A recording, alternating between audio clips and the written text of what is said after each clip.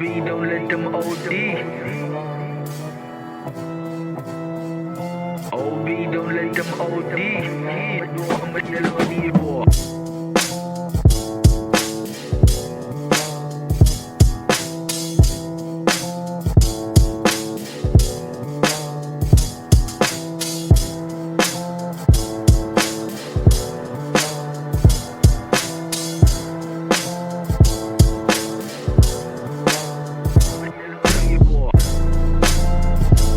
Welcome to Zishapp Event Podcast. I'm your host, SMG the Rapper, and today I've got a very interesting guest where we're not talking mainly about performing music or cars like how we did previously, but today we are speaking about a very specific day and a very specific month where we are going to be celebrating and also showcasing art in various different ways. Today, I would like to introduce you and give a warm welcome to Alene Naidoo. Thank you, Smanga. Thank you. How you doing? I'm good. How are you? I'm super. I'm great. I just couldn't wait to have this conversation because this is like the first ever type of conversation I've ever had because everything that I've been speaking about was based on music, was based on performing art, was based on poetry, was based on hip hop, dance music, etc. But today we are speaking about something totally different, right? Definitely. Yes. Definitely. But before we go on, I would like to understand and get to know better the person that we're speaking to and the relationship with the Trail of Light, Mhm. and also what type of involvement do you have with the whole organization?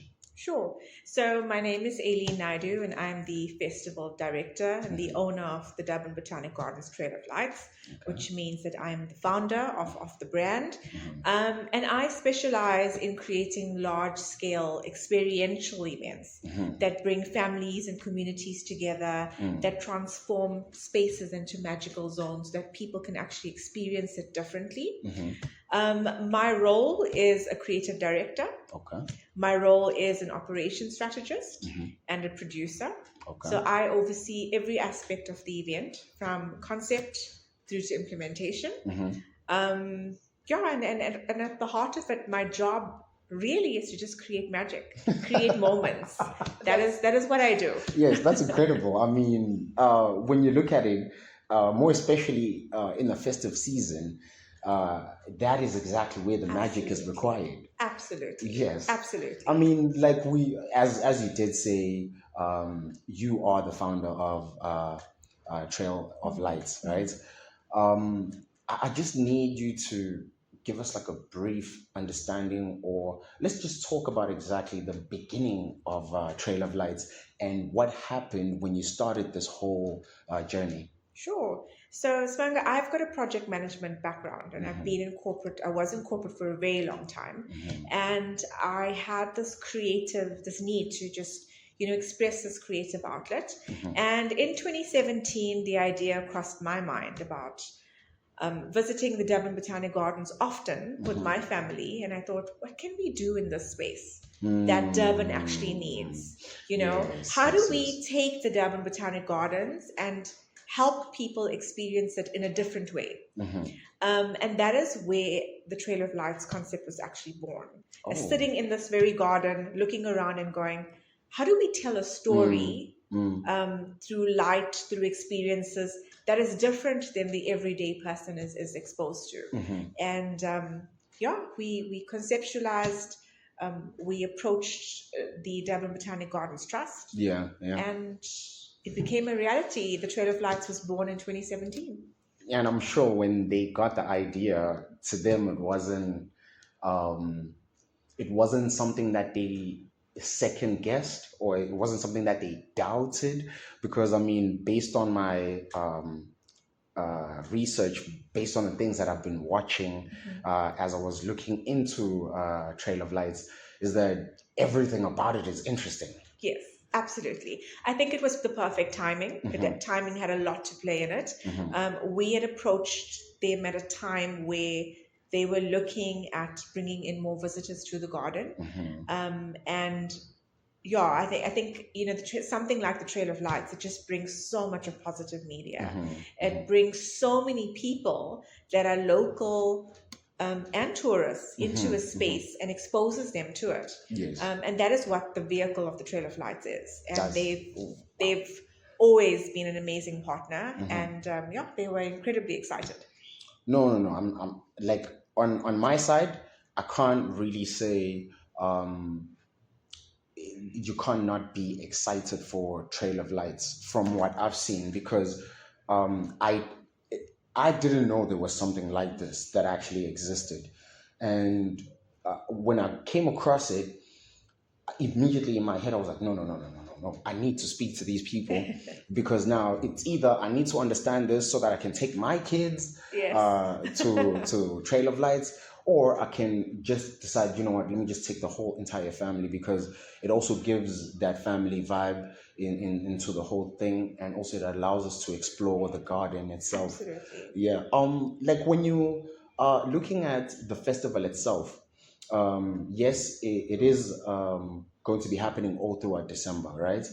Mhm. For someone that has not or has never been, or like someone like me that didn't know anything about Trail of Lights, now that we're talking about it, and let's Mhm. say they watch this, Mhm. what can you say should be expected on the 2025 Trail of Lights? Okay, perfect. So I think we've been very ambitious this year. It's been one of our most ambitious years, Mm-hmm. and you can expect to come in here and be absolutely blown away. Mm-hmm. Absolutely blown away. There's a million lights. There is activations. There's Mm-hmm. live music. Yes. There's two food gardens full to Mm. the brim with vendors Mm. serving up delicious food. Yes, yes.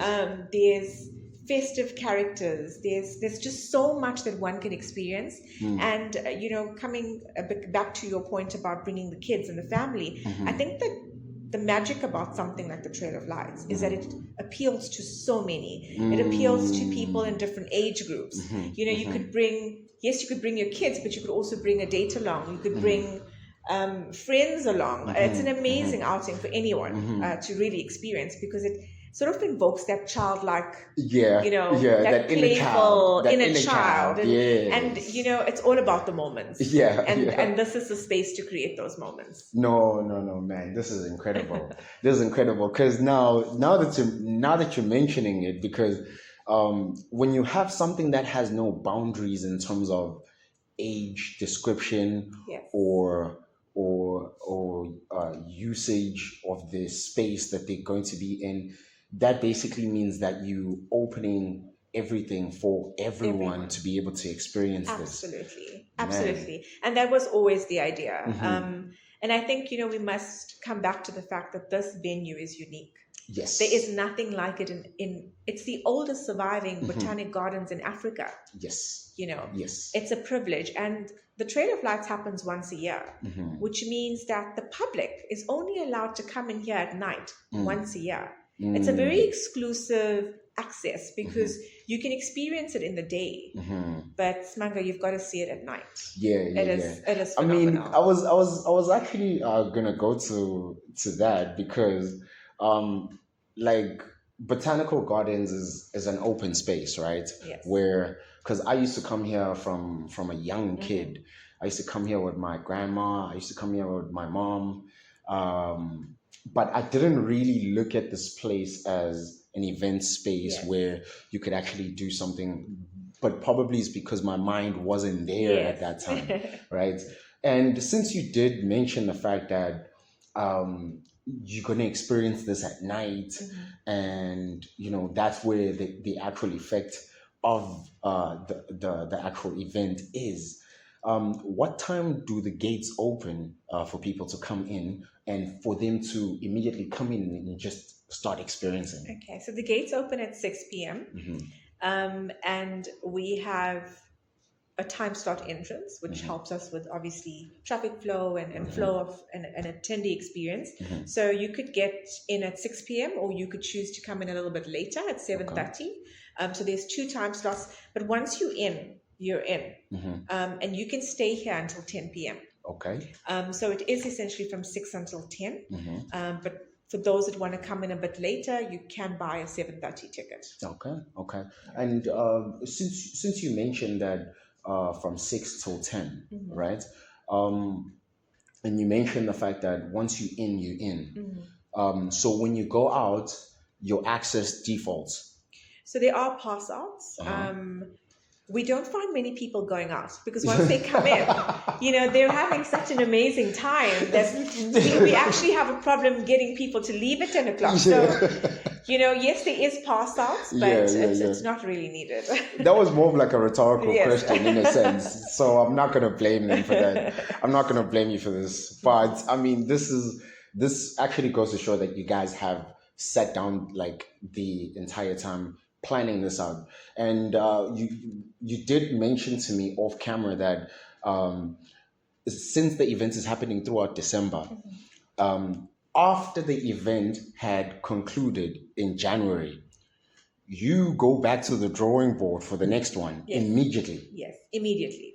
I think, it's important that the viewers also understand the scale of it. Mm-hmm. It's so massive that it takes a whole 11 months to plan. Mm. So when we ending the one season Mm-hmm. on the 3rd of Jan, Mm-hmm. the team is already conceptualizing and thinking about the next one because it's such a big build. Mm-hmm. Something like this takes 3 months to build Mm-hmm.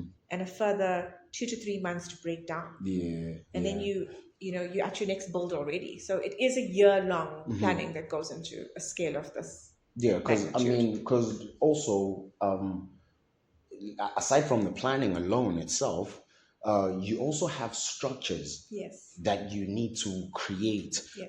and rebuild all through the entire garden. Yes. And how long does that really take you to complete? So it takes us months. It takes us months from design until fabrication.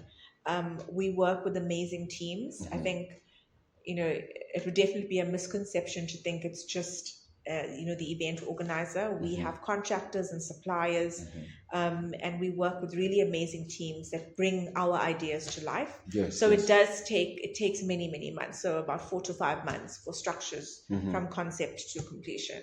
And that's just besides even putting it onto your site. That's just creating them. Oh, so basically everything comes on site after it's been built. Yes. So when it comes on site, it's just a matter of just placing where it's basically supposed to be placed. Absolutely. So it's important to also note that we're very privileged to have a space like this. But from an event perspective and a management perspective, it is a protected zone. It isn't Highly necessarily secure. highly secure. The trees have value. The gardens has value. So one has to be operating in spaces like this. You've got to remember that it's not just a normal event setup. Yes. You've got to be mindful of how you're placing it. What is the impact that it's going to have beyond, our time here. When we leave in Jan, we don't want to have damaged the space. So we need to make sure, and there's a lot of thought process that goes behind it. And so we do try and build off-site, bring it onto site, place it, secure it, with minimal impact to the garden. Oh, yes. Okay, because obviously if the construction happens here, there will be some damages that would occur. And remember, the garden is open to the public in the day. So that's another little bit of a dynamic that the Trail of Lights deals with. It's a public open space, but at night it becomes private. And also it allows you to function properly from 6 p.m. till 10 p.m. because at that time, the botanical garden is closed for the public, right? Yes, that is correct. Okay, that makes a lot of sense. And I just want to understand something, and more especially for the viewers or for the people that are going to be possibly seeing this and would possibly have like a sense of interest in coming by. What is allowed and what is not allowed? Okay, so We pride ourselves in a safe, family friendly event. So, what is allowed is prams, wheelchairs. It's a universally accessible space. Mm-hmm. So, you can bring your wheelchairs along. We do allow personal cameras. So, Mm-hmm. obviously, to capture your moments that you're Mm-hmm. here to see. We allow small bags. Yes. What we don't allow is alcohol. Mm-hmm. We don't allow outside food and drinks because, Mm-hmm. as I've mentioned, we've got 2 food gardens Yes. to suit every single taste and budget. Yes. We don't allow weapons. It's a gun-free zone. Mm-hmm. And then we don't allow pets. But in saying that, we do have one pet-friendly night where we kind of get those that have their fur family, bring them along. It's very popular. It's done in aid of charity. So for that particular night, which is the 10th of December, you can bring your pet along. But every other night, it is a no pet zone. Okay, that's interesting because I mean, aside from this being like an accommodation for people with pets, Yes. And also accommodation for people that a lot of people use pets for either comfort.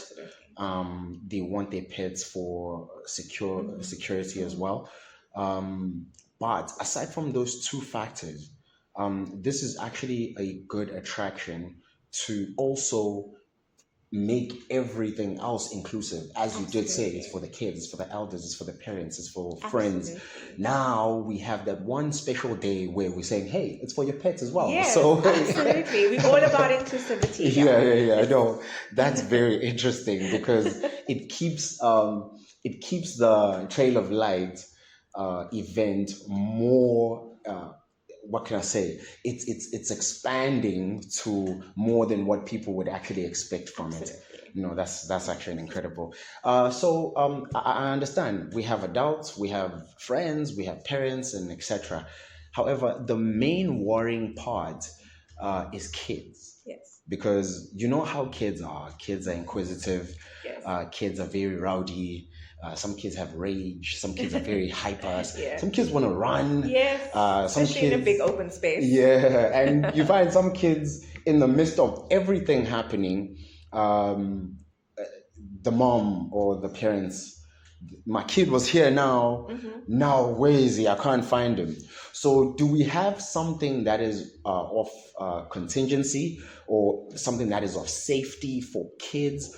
Maybe something like lost and found, or maybe where parents can go and request for help to be able to locate and find their kids? Absolutely. So safety, especially at an event like this, is a top priority, always. And we have multiple contingency plans. We have a safety officer on site all day and night, overseeing the trail. We've got systems in place. We've got a really experienced security team that works this event. And I must say the response time is excellent. We have an information desk where one can go if you have lost your child. You can go there and the teams immediately go into reactive mode. And I must say that we've been very, very lucky. We've been, it's been minimal in terms of lost kids, but the kids are reunited with parents or guardians within a few minutes. We've got an excellent strategy. We've got medical teams on site. We've got, we really have thought about everything in terms of making it safe and secure for someone to really enjoy themselves without worrying about, safety. No, that's brilliant. That's brilliant. I mean, you at home as well, you've heard it yourself. So if you have fear of bringing your kids here, think again, because this place is a safe space. Absolutely. You will definitely have fun with your kids, and also you will have fun without fear, because this is a highly secured space, and also it has all the idea of making sure that you are protected once you're inside as well, and you are covered. And just to move on, because I understand that obviously you have to plan this out all throughout the year, just so that you're precise with the outcome. I just want to know the challenges you face in accomplishing results, and also what type of reactions or how do you react to challenges in order for you to be able to have a better outcome and have that result at the end of the day? Sure. So event production is unpredictable. Mm-hmm. And I think we have the very same challenges that a lot of other events have. And Mm. being an outdoor event, our biggest challenge is the weather. Yes. It is the weather, the time of year that we do operate in. Mm. It is known to sort of be very unpredictable. Mm-hmm. But again, we have systems in place to sort of manage and mitigate that. Mm-hmm. We have flexible ticketing options. So, for example, you buy a ticket, you want to come through, and the weather's really horrid. Mm-hmm. You can actually change that ticket to another date. Mm-hmm. So we understand the nature of the event. We understand that weather is a problem. Mm-hmm. So we allow people the flexibility of changing it Yes. to a better, maybe a better night. Mm-hmm. We have, as with any event, you could face equipment failures. Mm-hmm. But again, we've got technicians on site. We've got a team on site checking it through the day when the public is in and the event hasn't opened, so that we're ready to open at night and run seamlessly. Yes, yes. Those sort of things. We have probably about 200 to 300 people on site behind the scenes working at an event like this. So it's managing a large team, which is always a challenge, but I think we've got a great system in there.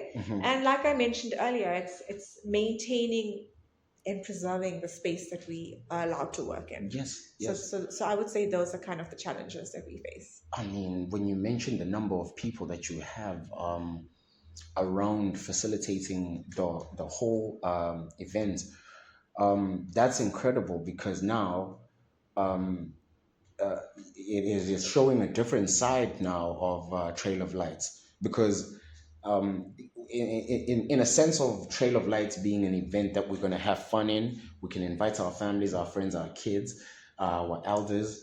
But also, I'm looking at something that you guys are actually impacting positively in hindsight, which is basically the unemployment rate. Absolutely. Because now, when you look at the fact that you have plus minus 300 people that are here functioning with the event all throughout the month, that basically means that you have people that are employed and people that are functional. Like, for example, you're looking at the people that are building the structures. Surely those are contractors, right? And with contractors in times like December, it's always dry. Yes, it is. And it's like the work is not there. And comes January, everyone needs to go back to the drawing board and think, okay, how am I going to start the year? How am I going to start the year? So how do you get these contractors, and how do you get these other people? Is it through a normal employment process, or is it people that you've worked with previously on your previous Trail of Lights? So I think it's a hybrid of both. We work with, and just by nature, we do work with a lot of teams that we've worked with, because we kind of know the quality of the work that we're going to get. The guys know the site, they know the rules that come with operating here. But at the same time, we're always looking for innovative new. We're always looking to give people opportunities. And, I would say it's always been a hybrid. We do have the teams that have worked the site, but we also employ a lot more, staff, and we appoint contractors that, are new and sort of, and based on their offerings on your ambition, on the next one, also would determine the scale of the people that you're going to get next. Oh man, that's incredible. That's incredible. No man, I'm fascinated, because I love having things that are innovative, not just for entertainment, but also for society as well. Because I mean, as we can see now, the current world that we're living in, it's kind of unstable, and for everyone to have like a platform that they able to make ends meet on is actually a thumbs up for me on that. And so looking at the challenges that we face as a country, though, now since we're looking at those challenges that we face as a country, how do you deal with the idea of load shedding? Okay, so we have firstly, we're a totally independent, fully powered solution here. Okay. So we have generators Okay. positioned throughout the site. Mhm. We use LED lighting so that it's obviously sustainable and better for the environment. Mhm. We have multiple power backup scenarios. Mhm. So we operate totally independently of the grid. So Mm. load shedding does not affect the trail of lights. The magic continues. The magic lights continues. switch on. It really doesn't impact us. Okay. No, I'm actually proud. I'm actually proud because I mean, one of the factors that me also, I can speak on that from experience. I mean, load shedding has caused a lot of trouble for us. And for the fact that you have that covered to the T, there's nothing wrong that's going to happen. So I can fully say, you guys there, I can fully tell you security, magic, everything is just continuous up until we get to the end of the actual day.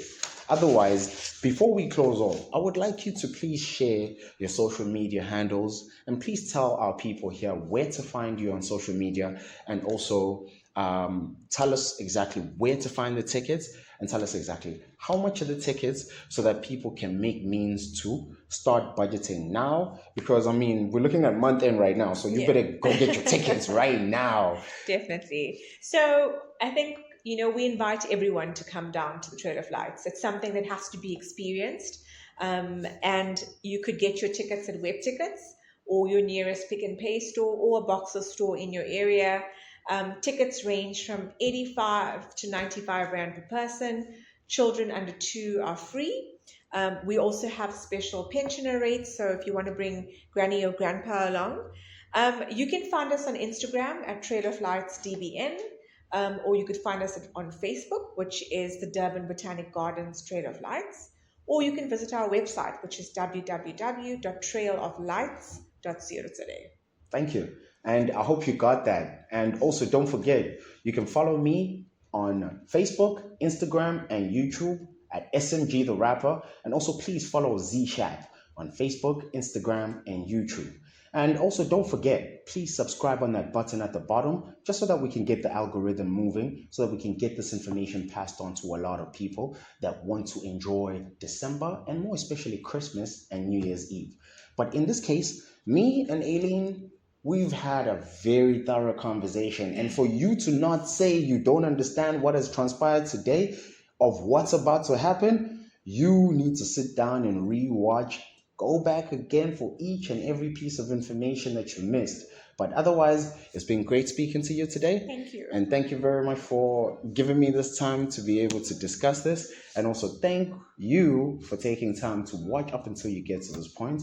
Otherwise, Zishapp, I'm SMG the Rapper. We are out. Thank you. Thanks, Wanga. Thank you so much.